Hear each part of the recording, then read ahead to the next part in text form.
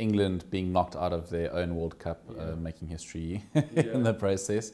So poor old England, but Australia, they're looking very threatening. I think that Australian side, the performance they came out and put up against a very motivated England side at Twickenham says a lot about the pressure they can endure. And if you go through that Australian side, most of those players are sort of household names to South Africans. We've seen them over 5-6 years in the Super 15. We know them well. They're experienced players, and they're playing very well as a unit.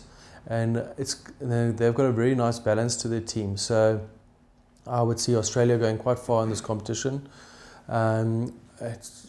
If Ireland get to play against them in the semis, it'll be a tough game for them to go through against a very informed Australian side, but maybe home ground advantage now, being at Twickenham, far more Irish supporters there. But if you had to pick your favourite teams at the moment, everyone's got the All Blacks on their list, but I wouldn't be giving them out favourites at the moment. I'd have South Africa coming through. I would have Ireland as a dark horse, and probably the most informed side at the moment, Australia.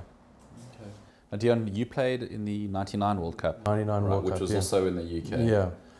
What, from just watching this tournament, what have been some of the biggest changes in terms of the way the game's evolved, officiating-wise, etc.? I think for me the biggest change has been, one, the professionalism of the athletes. Guys are bigger, they're faster, the nutritional base is far better, socialising, alcohol, post-match functions almost non-existent. Yeah. Then I think media, what you guys bring, Nick, online coverage, the stats that come with it, interviews that go with every player, the Twitter accounts, accessibility to players and what's going on within the camps is absolutely massive compared to when I was there, where you'd have one media day, which was a 2-hour session with a few cameras and radio personalities and a few interviews with a few chosen players. So I think the attention and the sort of accessibility of the tournament to all the spectators is incredible. And then also I think the absolute competitiveness between the lower tier nations and the tier 1 nations. And professional sport has become such a competitive environment. You see it in tennis, where sort of ranked number 40 in the world will beat the world number 2.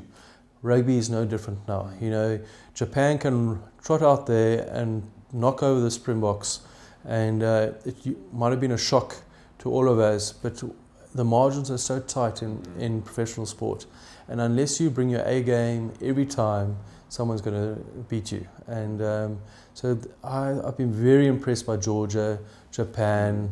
I think they bring a fantastic element to the competition. We've always known Tonga and Fiji are good sides, and Samoa are good sides. Well, those Polynesian teams seem to be really struggling this World Cup. Correct. And I wonder whether it's not the lack of professionalism, because they're not in organised camps and environments where Japan, you know, they've got an organised league, the guys train professionally, they eat professionally, and you can see the impact it's had on them. I think the Polynesians players play all over the world. They're not able to control that environment. I think we'll see next year with Argentina now having a Super 15 side or Super side, they're going to become a stronger and stronger nation, because they're going to be able to attract a lot of those players that are playing in Europe, in France, back, have them under one roof, training together, controlling their environment. You're going to see Argentina in 4 years' time being right up there.